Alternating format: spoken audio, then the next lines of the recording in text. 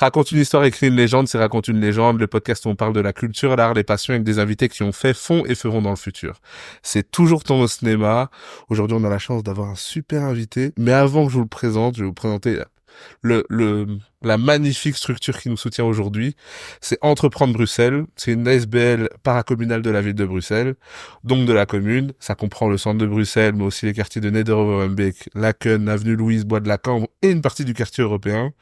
Leur mission, c'est soutenir les commerçants dans l'installation et ou la communication de leur commerce dans la ville de Bruxelles et dans la dynamisation des quartiers commerçants. Il y a donc un soutien en 2 phases, installation plus communication et faire arriver les gens dans les commerces. Ils ont développé plusieurs actions, des campagnes de communication comme le Local Friday, mais aussi la mise à disposition d'un local pour de jeunes entrepreneurs et donc pouvoir tester le fait d'avoir un endroit physique dans la ville de Bruxelles, comme avec le Local 121. Pour plus d'informations, n'hésitez pas à consulter leur site internet entreprendrebruxelles.be, à aller regarder leur Instagram Entreprendre Bruxelles. On est content qu'ils nous soutiennent. C'est des super initiatives, en tout cas dans notre ville. Donc pour un podcast bruxellois, c'est un honneur. Revenons à notre invité. On a la chance d'avoir Laetitia Van Oost, je l'ai bien dit? Tu l'as bien dit. Ah, ça va, j'ai eu peur.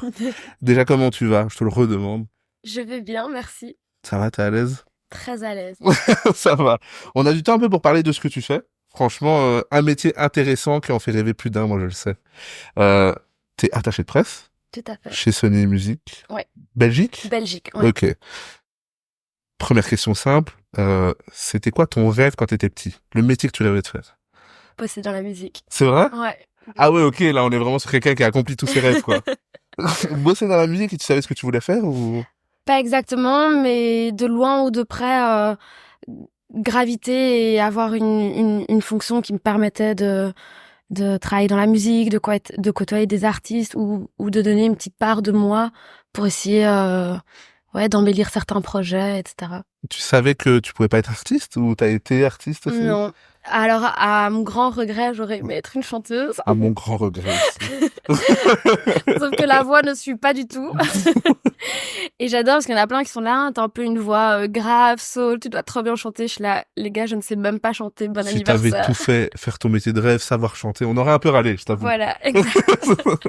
Donc j'ai tout de suite mis le chant de côté, la musique aussi, même si dans un autre rêve j'aurais adoré être bassiste ou guitariste. Ok.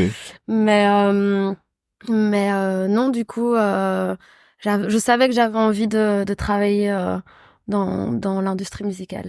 Est-ce que pour toi c'était un truc réalisable? Parce que moi je parle en tant qu'adulte, souvent on se dit ouais, c'est des métiers peut-être moins accessibles que d'autres.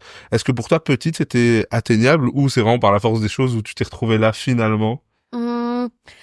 C'est un peu entre les deux parce que moi c'était vraiment un objectif et entre guillemets je me suis donné les moyens pour, mais ça paraissait très lointain et un peu quand t'as pas un pied dedans, ça te paraît impossible ou plutôt inatteignable.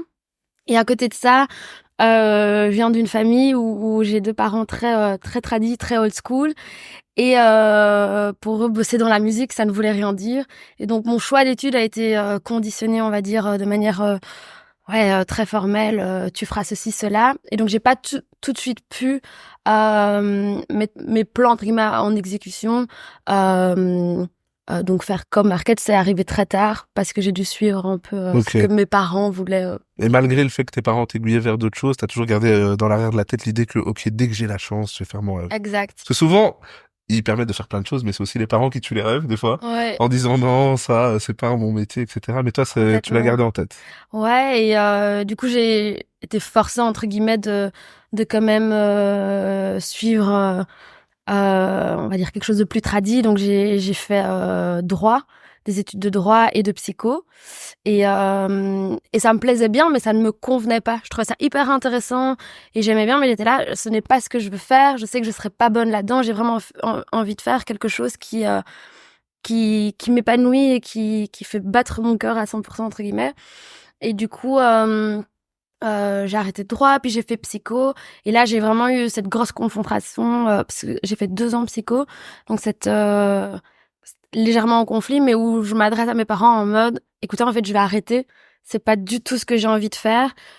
Ça paraît peut-être fou pour certains parce qu'on a la majorité et on est censé pouvoir faire ce qu'on veut, mais voilà, dans certaines familles, il y a vraiment ce côté, tu vas suivre ce sentier, on te soutient. Si t'es pas d'accord, prends tes responsabilités.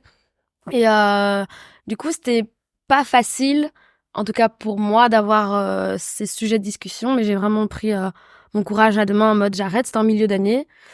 Et ils étaient là, ok, mais alors tu te responsabilises, on paye plus tes études. Et à savoir que j'avais déjà fait 3 ans d'études, donc il fallait que je fasse Ah un autre oui, ok. circuit. Et T'as traîné hein, avant ouais, de... j'ai Il a traîné fallu prendre ton courage à deux mains pour leur parler. C'est complètement. au bout du bout. Elle a dit, bon, je vais devoir leur dire quelque chose. Et finalement, je dis bah ok, je vais vous prouver ce que je peux faire et que c'est pas entre guillemets juste en rêve comme ça.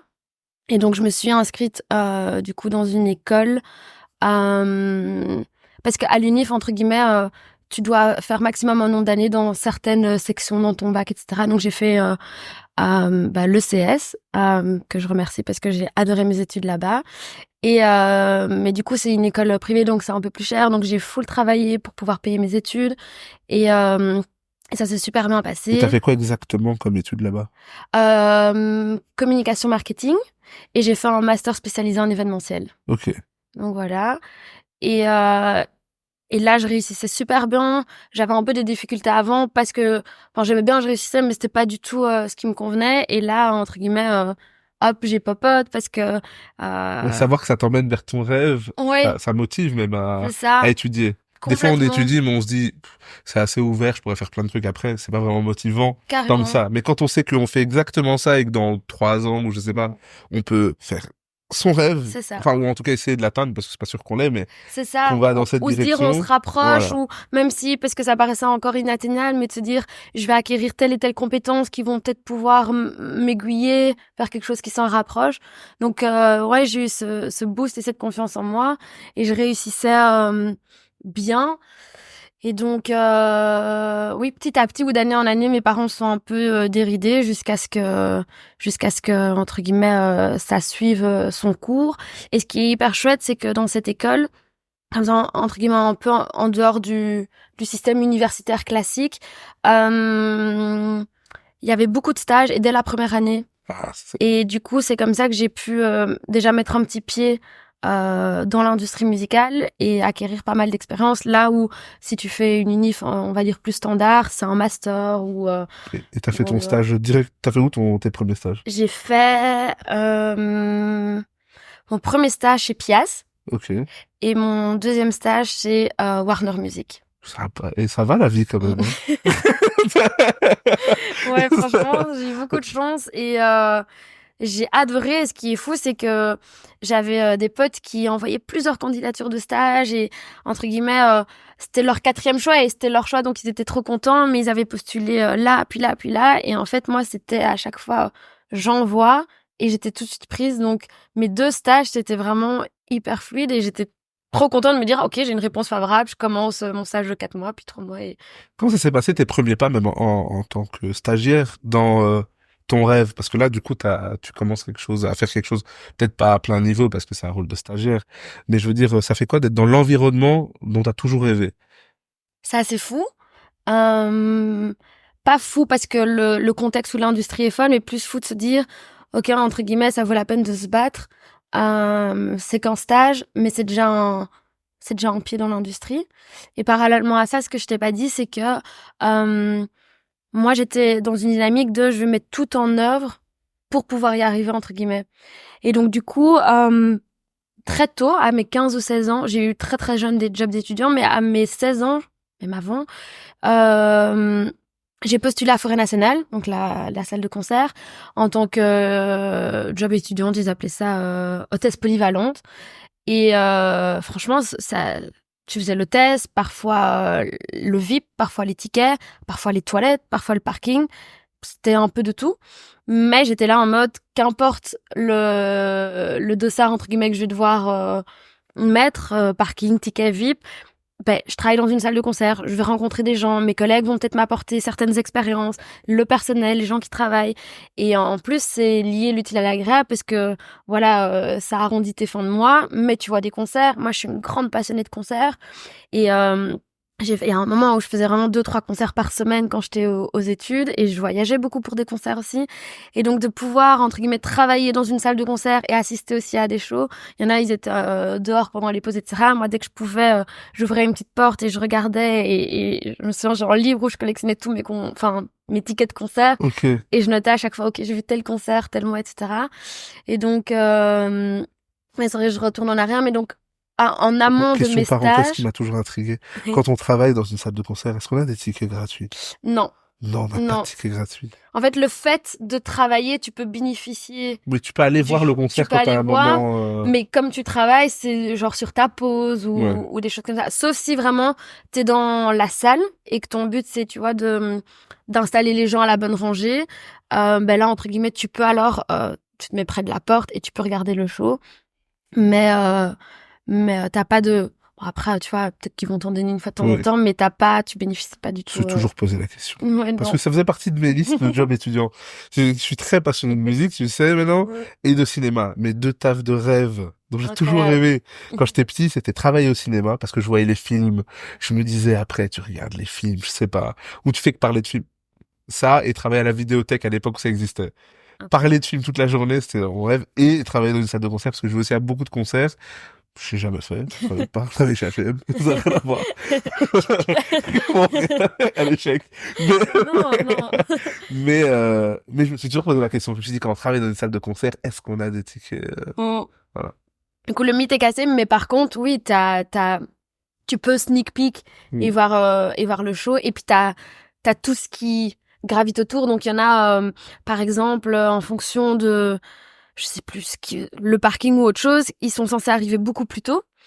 Et donc, du coup, ils voient le tourbus arriver, ou les musicos, ou les techniciens. Donc, t'as quand même, tu vois, un peu cette Ouais. perception tu vois peut-être pas tout le concert, mais tu vois toute une série des personnes, que ce soit de la logistique, ou de la prod, ou des musiciens qui arrivent, tu vois, les bookers qui sont en train de gérer les dernières choses. Donc, il y a quand même un peu cette sensation de peut-être pas voir le concert, mais de faire partie de Oui, si très t'aimes très bien loin. l'univers, t'es servi quand même. Il y a Oui, toujours quelque chose à c'est ça. grappiller, ok. C'est ça. Et du coup, t'expliquais du coup ton stage, Oui, que du coup, mon stage, ça s'est bien, comment ça, je te demandais ouais. comment ça s'est passé, tes premiers stages. Est-ce que t'avais plus ou moins de responsabilités? Comment ça s'est, tu t'es expliqué que c'était un peu fou d'être dans cet Mhm. environnement-là.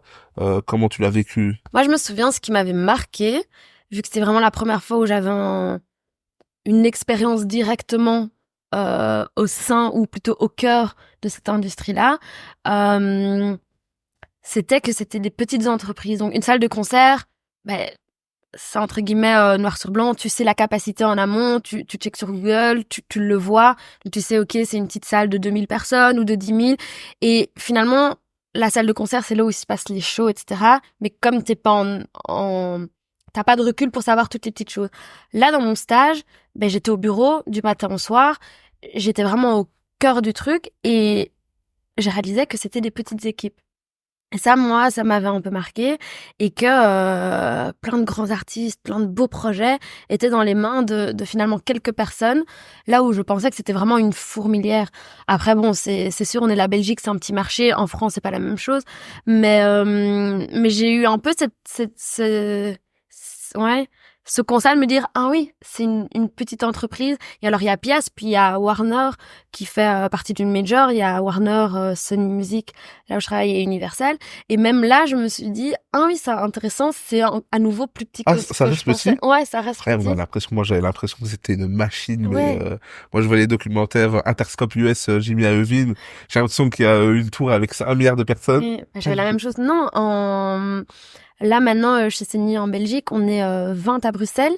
Et dans mon département, à m'occuper donc des artistes qui sont signés en France, on est 3. Et donc et avec des fonctions différentes, des casquettes différentes. Donc parfois on est des binômes et on s'entreboîte, mais je suis la seule attachée de presse pour le département French. Et donc c'est fou parce qu'on a l'impression, comme tu dis, tu vois, un open space avec plein de monde, etc. Ou un peu comme parce qu'on est nourri de beaucoup de documentaires, tu vois, US, UK, etc. Et on a un peu cette vision de, ok, c'est des machines de guerre. Et oui, en fait, c'est des tout petits bureaux, des Ok. petites équipes. En tout cas, en Belgique, à Bruxelles. Tu termines tes études, Enfin, est-ce que à ta dernière année, tu sais où tu vas travailler après? T'as déjà des opportunités? T'as déjà des pistes? Non. Je réfléchis parce que ça remonte un peu à longtemps. J'avais fait une année de césure. Non, alors ce qui est drôle, c'est que donc j'ai fait Pias et puis Warner Music et ça c'était en bac. Et puis j'ai fait Event, donc un master spécialisé en événementiel. Et là j'ai pas fait de stage. Je te passe les détails.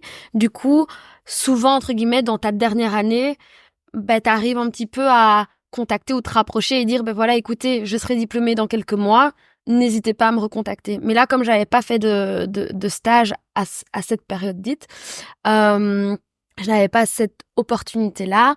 Par contre j'avais quand même gardé certains contacts dans mes stages précédents, à savoir Pias et Warner qui sont les labels, enfin les maisons de disques.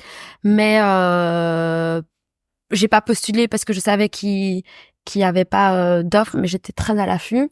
Je scrollais à gauche, à droite, etc. Et les choses se sont faites très naturellement. Et je dois dire, la vie parfois est bien faite. C'est que je suis diplômée en juin. En août, un ami à moi avec qui je travaillais à Forêt Nationale m'envoie une annonce en mode cette annonce est taillée pour toi. T'adores la musique, le profil est idéal, postule. Et moi, je vois ça et je suis là, mais incroyable.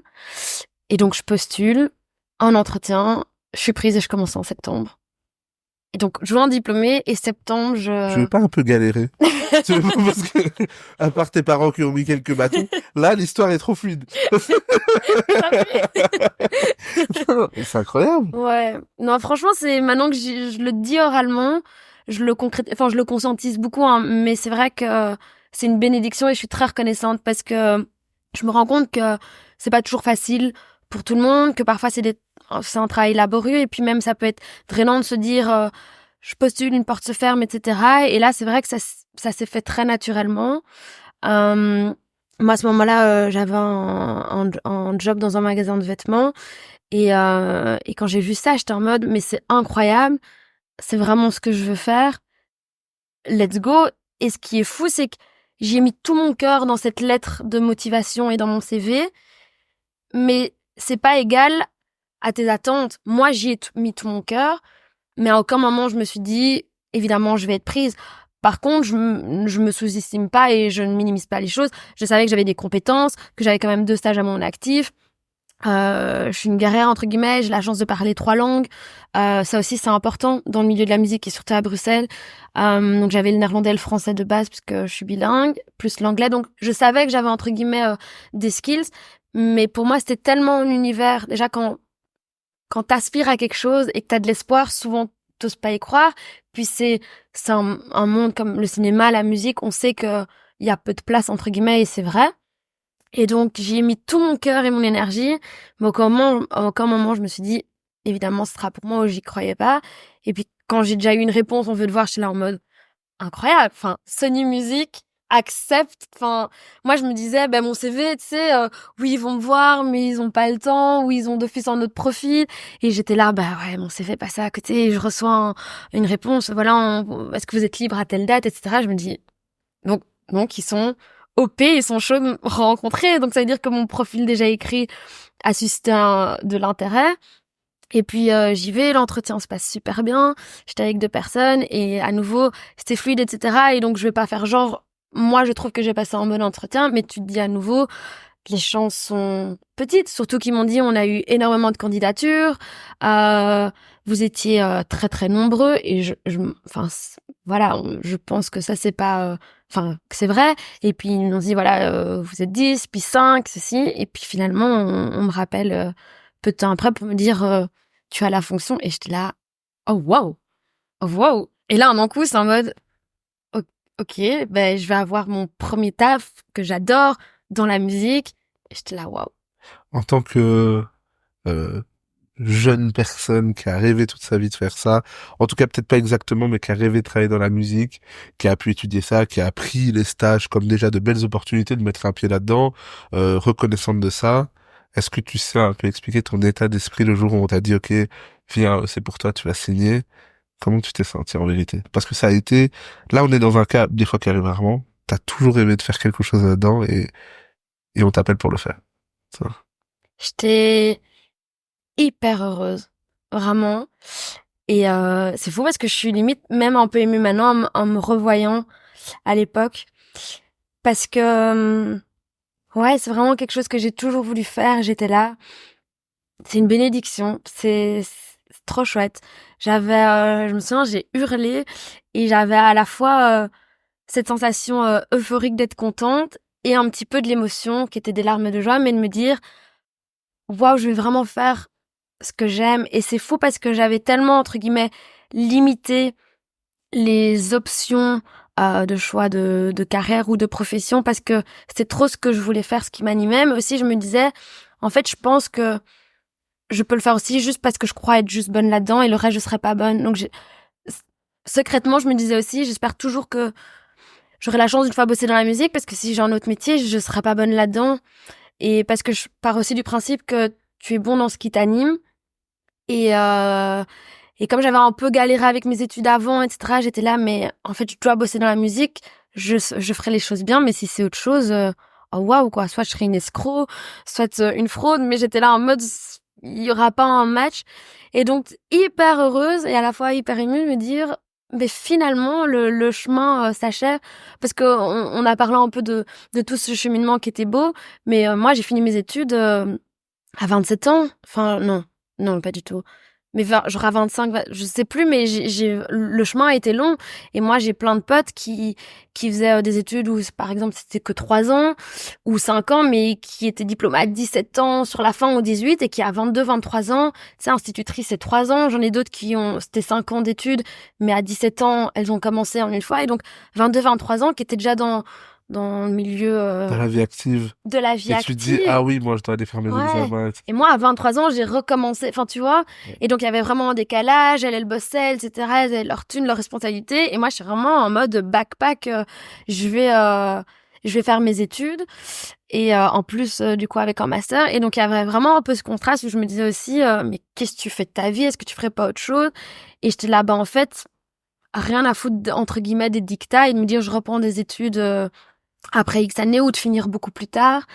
Et donc, j'ai eu aussi un peu ce soulagement de me dire, tu n'as pas fait ça pour rien, tu fais quelque chose qui te plaît et que les choses s'emboîtent bien parce que peut-être que j'aurais pu un jour travailler dans la musique, mais que ça allait pas être le bon timing parce que j'allais être à un autre endroit, à un autre moment ou bien dans la position dans laquelle j'étais.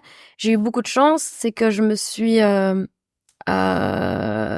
donc j'étais en couple, enfin je le suis toujours, et je me mariais en octobre de l'année où j'ai commencé.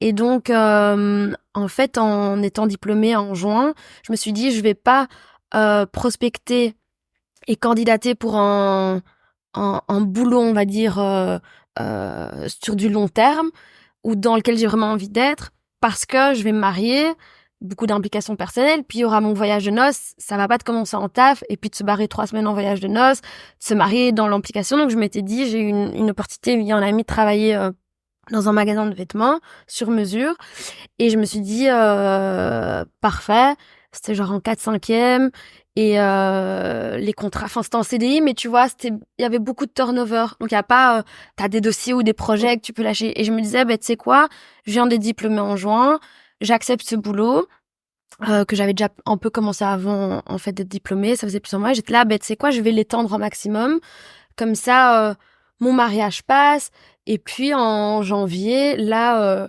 je check calmement le taf dans lequel j'ai envie de m'installer pendant plusieurs années. Et c'est ça qui est ouf, c'est que moi j'ai pas cherché activement, j'ai pas postulé. Il y a cet ami reconnaissance ultime qui m'envoie ça, et c'est parce qu'il m'a dit mais Let, enfin c'est taillé pour toi, postule, que je me suis dit let's go. Et j'ai quand même une fraction de seconde en mode mais il cherche quelqu'un en septembre, je me marie en octobre, puis je pars 3 semaines, tu peux pas commencer en taf en partant. Donc j'ai quand même hésité, et puis je me suis dit non, c'est ce que je veux faire, c'est quoi, fais-le. Et je leur ai annoncé à l'entretien que j'allais me marier, partir 3 semaines en voyage de noces. Ils m'ont dit c'est toi qu'on veut. Et donc, on va attendre. Et donc, j'ai commencé septembre, puis je me suis mariée, partie 3 semaines, et j'ai pu revenir.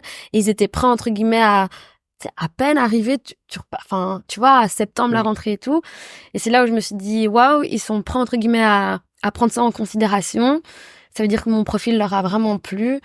Let's go, quoi. C'est Voilà. fou. Mais je pense que c'est la preuve aussi que, enfin, en tout cas, euh, je le dis comme ça, même en disant t'as pas galéré, t'as mis énormément de travail dans tout ce que t'as fait, et même quand t'expliques que tu reçois cette annonce, t'aurais pu, au fait de la situation, te dire je vais postuler, mais à moitié, mais t'as dit j'ai mis tout mon cœur dans cette lettre de motivation. Tu l'as fait sérieusement jusqu'au bout, en espérant, voilà, on sait jamais, mais en tout cas tout ce que t'as entrepris, tu l'as fait complètement. Et ça aussi, ça aurait pu être différent si tu l'avais fait à moitié. T'avais dit j'ai envoyé, voilà, Vite tu vois. fait, non, ouais.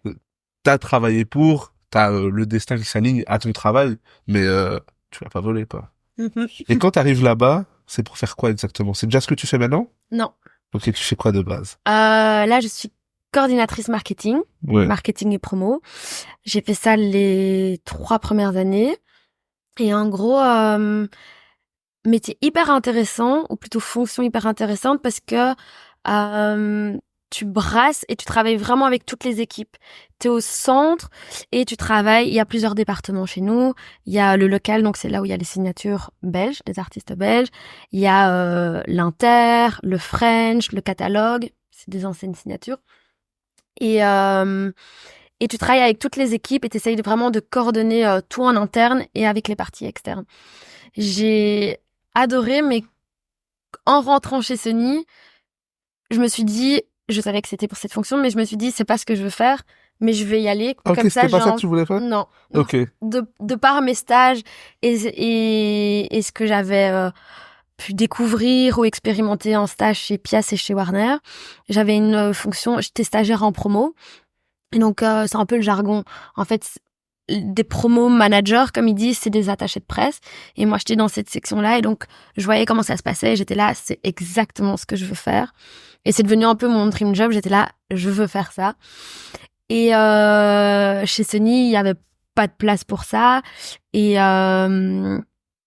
mais je me suis dit, parfait, c'est une autre fonction, mais j'ai un pied dedans. Un peu comme Forêt Nationale, où j'ai travaillé là presque 10 ans. Et je me suis dit, t'as un pied dedans, tu te feras des connexions et puis tu peux juste gravir. Et je pense qu'il n'y a pas plus intéressant de commencer entre guillemets bas et puis de monter step by step. Et c'est ce que j'ai fait. Et donc j'ai commencé là pendant 3 ans. J'ai adoré. Je brassais hyper large. Je travaillais sur plusieurs projets avec plusieurs équipes différentes. Et on est une boîte assez flamande. Enfin, on est 3 francophones.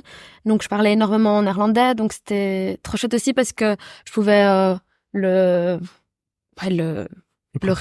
pratiquer, etc. Okay. Et du coup, je travaillais vraiment avec des partenaires au niveau global sur la Belgique. Donc, tant des médias, des radios, des journalistes flamands que francophones. Donc ça, c'était hyper intéressant parce que la palette était très large, tant au niveau des projets que de mes collègues, que de la nature des trucs, parce que tu touchais à tout, à des événements, à des journées de presse, à des showcases, à des trucs plus on va dire, bureaucratiques. Mais je gardais vraiment toujours dans un coin de ma tête it's fine, j'aime bien, mais c'est pas là. Je vis mon rêve, mais si je peux avoir encore un peu plus mon rêve. Et comment l'opportunité est arrivée de changer au bout de 3 ans? C'était un peu après 3 ans et en gros, nous on n'est pas déjà on est une petite boîte comme je t'ai dit, mais tu sais il y a certaines entreprises où il y a pas mal de switch ou de turnover en interne, plus basé sur l'expérience ou si t'as atteint tel et tel bonus. Et c'est en mode, ok, on donne une promotion. Nous, on est une petite équipe et les places sont vraiment définies. Donc, t'as beau faire du beau boulot, ils vont pas dire, ok, tu voulais être attaché de presse, on va te passer, entre guillemets, il fallait que la place et le spot se libèrent. Et après 3 ans et demi, la fille qui s'appelle Alexandra, qui était attachée de presse, a décidé de partir. Et c'était très triste parce qu'on s'entendait super bien. C'était vraiment une collègue. On était. Ouais, c'est ça. Non, non, vraiment. Et on était une super équipe. Et je vais pas mentir, meilleure nouvelle qu'elle me l'annonce, parce que moi, ça faisait 2 ans que j'étais en mode, mais je veux trop faire cette fonction, mais si elle part pas ou s'il y a pas la place, je pourrais pas le faire. Mais tu vois, quand t'es que 3 francophones, moi, je suis bilingue et j'étais hyper bien intégrée dans l'équipe, mais on avait vraiment une petite team. Et avec nos codes, le langage, nos secrets, et t'as vite une autre dynamique, et on fonctionnait très fort à 3. Et donc j'avais l'impression un peu de perdre une partie de notre petite structure qui faisait que c'est même pas qu'on s'entendait si bien, mais qu'il y avait autant de chouette énergie au boulot et que les projets se passaient si bien. Et donc best news, j'étais là en mode oh waouh, ça veut potentiellement dire que je vais pouvoir step up et enclencher la deuxième, mais un peu ce truc de oh fuck, ça veut dire que qu'elle part. Mais elle était là depuis 10 ans et elle m'a vraiment dit c'est une décision, je pars pour les bonnes raisons, etc. Donc les choses se sont bien faites, donc pas de stress de ce côté-là. Et en gros, elle m'a énormément soutenue parce que elle est partie, mais elle était là. C'est toi que je vois à cette fonction. Je veux pas quelqu'un d'autre ou qui fasse des candidatures externes, parce qu'on a un peu une politique de tu peux pas forcément, tu vois, faire la chaise musicale, et il faut donner un peu la chance à tout le monde. Et c'est là, non, s'il y a une personne qui doit reprendre mon poste, c'est elle. Je vois comment justement elle a cette motivation et le désir de faire cette fonction. Si c'est elle, je vais pouvoir la former et lui transmettre mes connaissances. Et ça, j'ai eu énormément de chance. C'est que parfois, tu commences un nouveau boulot et t'as pas une personne qui peut, entre guillemets, te transmettre le savoir ou prendre le temps, ou alors qui est un peu frustrée parce qu'elle part pour des bonnes ou mauvaises raisons et qui va être en mode débrouille-toi. Et là, elle m'a vraiment donné toutes les cartes en main parce que, fun fact, ok, je travaillais chez Sony Music, mais la fonction que je faisais n'était pas du tout liée à celle de Manon. Et je coordonnais beaucoup de projets, mais c'était vraiment un travail de bureau, du lundi au vendredi, et j'étais tout le temps au bureau. Beaucoup de concerts, etc. Mais plus alors pour mon plaisir ou parce que j'ai aidé en amont et que ça fait sens que je sois sur place. Mais c'était vraiment, moi, faire en sorte que toutes les équipes soient autonomes et puissent avoir plus de facilité et d'aisance dans leurs projets. Mais j'étais là pour aider. C'était plus en taf d'aide. Et donc j'aspirais à faire cette fonction, mais j'avais aucune notion. Je voyais très bien ce que c'était de par mes stages et au day-to-day, vu qu'on travaille dans le même bureau et que c'est des petits bureaux. Mais moi, mettre les mains, entre guillemets, dans le oui, j'étais là en mode, oh wow. Et donc, c'est un boulot, après on en parlera, mais pas si facile que ça quand t'es pas dedans.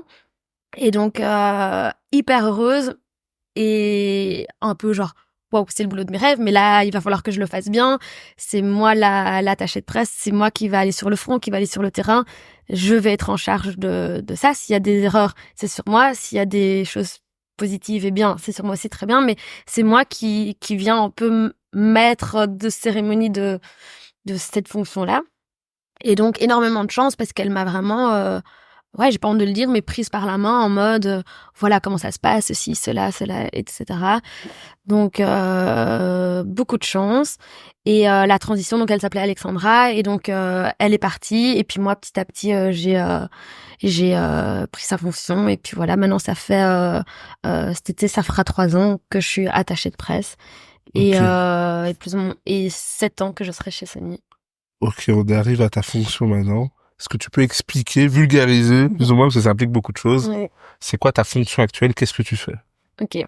Donc, je suis attachée de presse. Ouais. Et je m'occupe des artistes qui sont signés chez Sony Music en France. Pourquoi en France? Parce que chez nous, il y a plusieurs départements. Ouais. Et nous, c'est le département French, et donc c'est ceux qui on est un peu rattachés. Ce sont nos affiliés, comme on dit, avec Sony Music France. Donc la petite particularité, c'est que les gens vont parfois un peu droit en but en disant ah ok, c'est que des artistes français. Alors il y en a beaucoup, mais pas que. Il y a parfois des artistes italiens, du Niger, un peu de partout, qui sont signés chez Sony Music en France. Donc je n'ai pas que des artistes français, et je n'ai pas que des artistes francophones.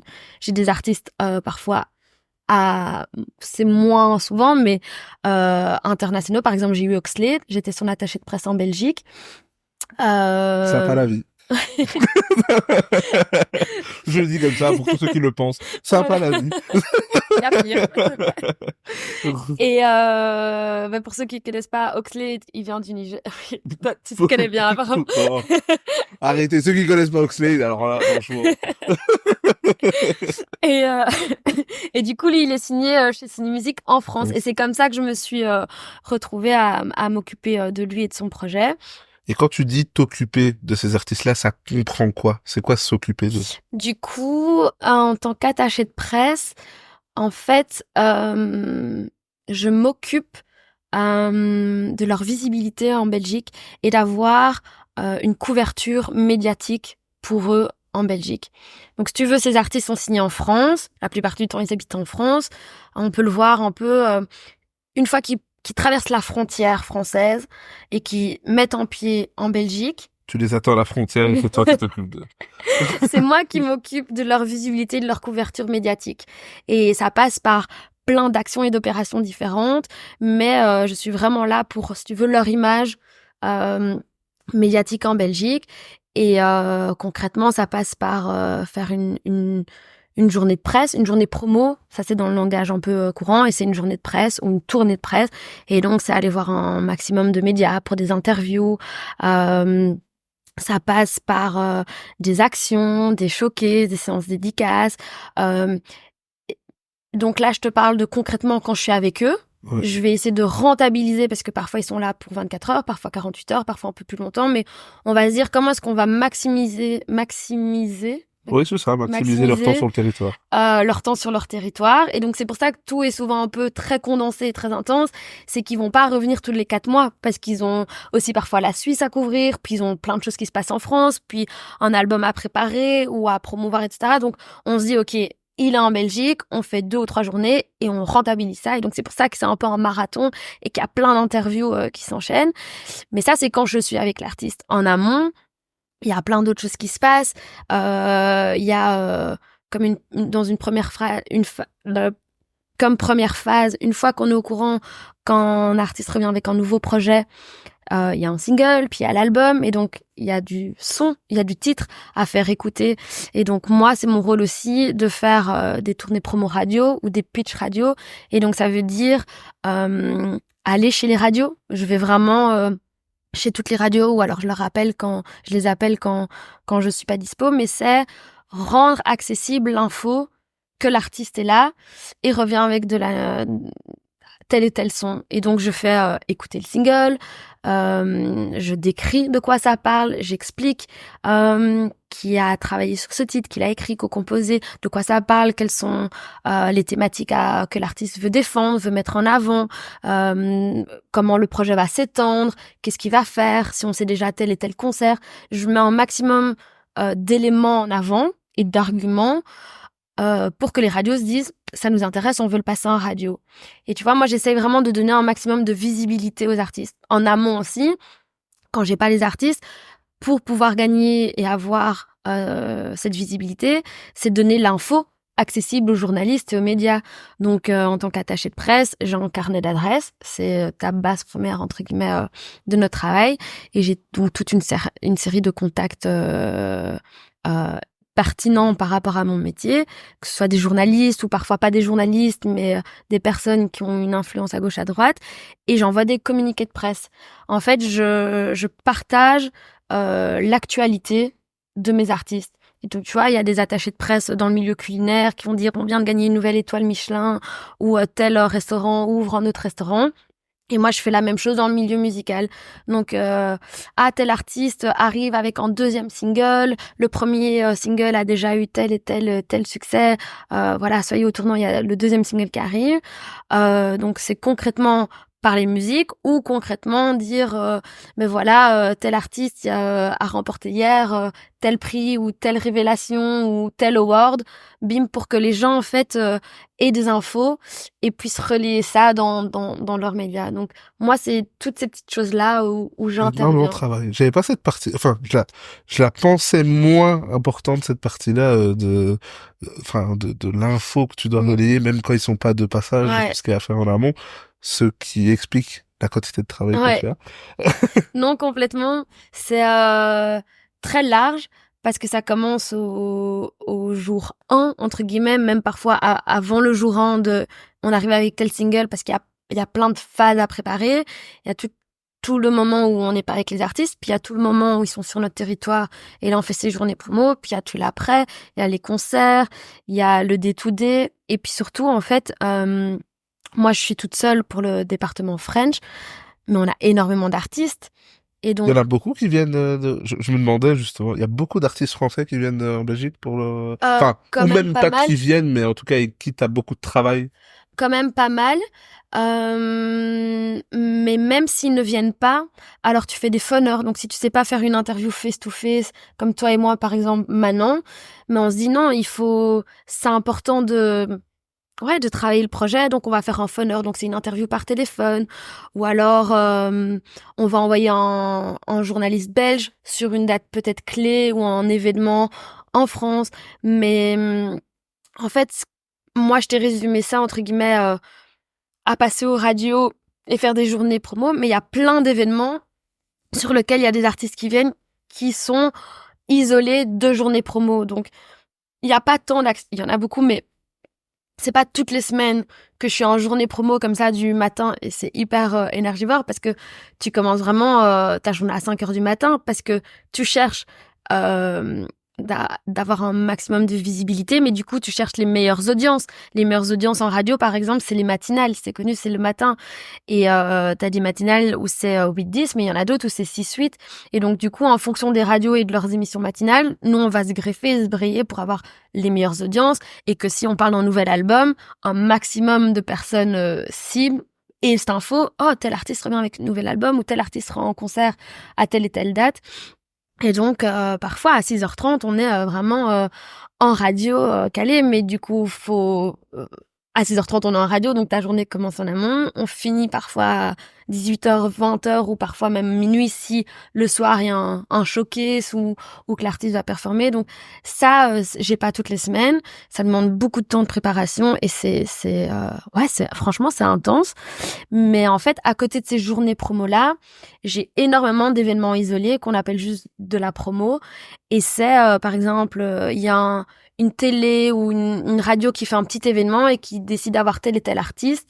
Et donc, du coup, j'organise l'avenue, la logistique autour. Et ça prend aussi beaucoup de temps Ok. pour mettre ça sur pied. Et ça, par contre, c'est très fréquent là, sur les 3 mois derniers, de août à maintenant. Mais toutes les semaines, en fait, je réalisais que j'étais de moins en moins au bureau parce que j'étais à chaque fois à gauche, à droite, parce qu'il y a les journées promo, comme je te dis, puis il y a les événements. Et à côté des événements, par exemple, là, il y a un événement en décembre où plusieurs personnalités belges sont nominées. Ils veulent faire un portrait de l'artiste en amont. Donc, j'organise le portrait. Donc, on fait venir l'artiste, je contacte le journaliste, je lui transmets les infos. Mais ça prend du temps. Là, je devais écrire une bio. Parfois, on a les infos qu'on reçoit telles quelles. Parfois, je suis en mode, il faut réajuster. Donc, c'est moi aussi, en tant qu'attachée de presse, qui rédige les bios, ou qui met les informations à jour, donc il les actualise. Je me dis, s'ils font un portrait, ça sera dans un mois, à ce moment-là tel single sera déjà sorti, ou plutôt je vois que tel single a eu autant de millions de streams, a remporté tel et tel prix. Ok, je vais briefer la journaliste, il faut parler de ça ou mettre en avant ceci. Là encore, il y a un autre événement où ils vont remettre un prix pour les plus influentes dans plusieurs catégories. Pareil, j'ai plusieurs artistes. On met sur pied le portrait, on va faire une interview. Parfois, il y a des shoots liés à tout ça. Et donc, tout ça, en fait, demande pas mal de temps. Là, en décembre, on a un plateau multi-artistes en Belgique sur 5 jours. Il y a des demandes pour 4 artistes, et donc tout ça, ça se fait, tu vois, des semaines et des semaines en amont. Mais on se rend pas compte de tout ce qu'il y a Là, à l'entendre, je me rends compte que... tout ce qu'il y a à gérer autour, parce que moi, je suis vraiment en lien avec les médias, on va dire, en frontline, et c'est vraiment ce qui définit la nature de mon rôle d'être attachée de presse. Mais quand t'es en événement et que l'artiste doit performer, moi, mon rôle aussi, c'est de faire en sorte que tout soit smooth.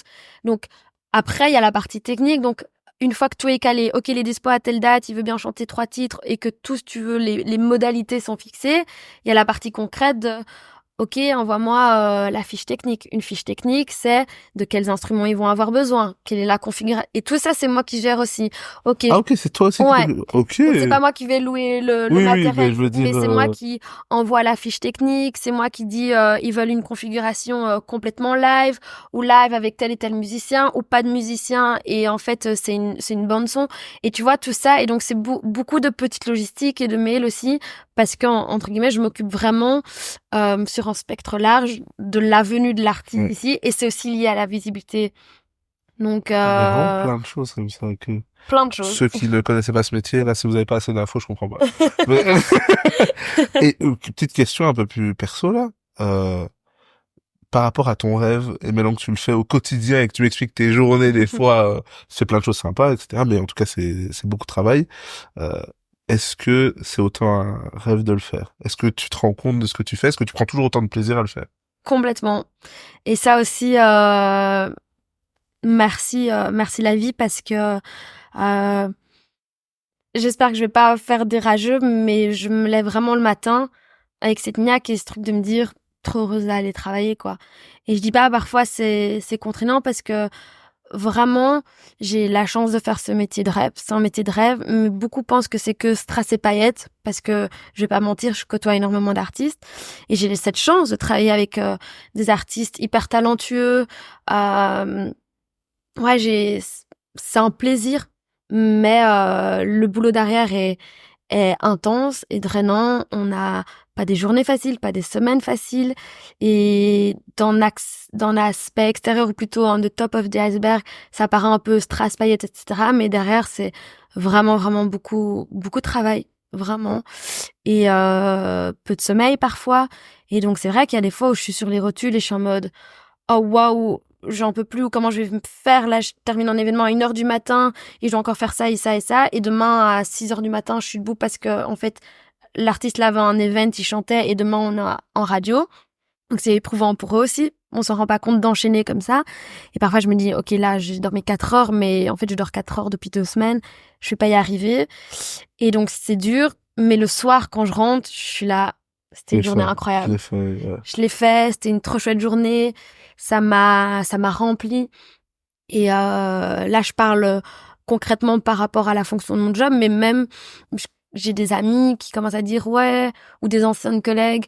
Moi, je prenais plus plaisir à écouter de la musique, parce qu'à chaque fois, je me disais, j'analysais des OP à faire, ou enfin qui n'avaient plus la même lecture, ou qui me disaient je profite plus quand je vais à une salle de concert. Je passais mon temps en concert que parce que c'était un engagement professionnel ou que je devais y aller, mais plus parce que j'en avais envie. Et j'ai plusieurs personnes qui m'ont déjà dit que ouais, ça s'essoufflait et qui n'y trouvaient plus la même passion.